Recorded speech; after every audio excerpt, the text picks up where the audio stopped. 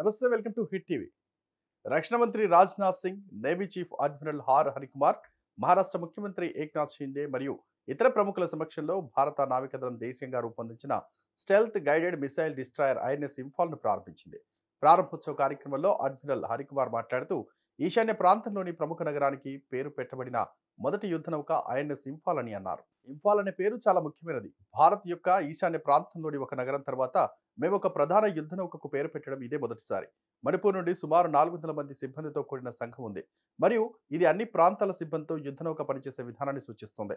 ఇంఫాల్ అనేది బహుళ సంస్కృతి, బహుళ విశ్వాసం, బహుళ తరగతి మరియు అన్ని రకాల ఏకీకృత భావనను ప్రతిబింబిస్తుంది. ఏక్ భారత్ శ్రేష్ఠ భారత్ అనేది అంతర్లీన ఇతివృత్తమని కుమార్ చెప్పారు.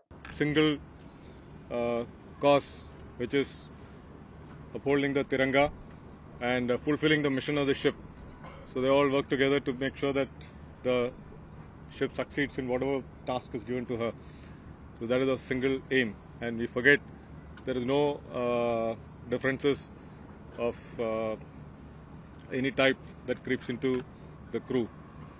So this infall also reflects the same ethos of multiculture, multi-faith, multi-class, and all sorts of unifying sentiment.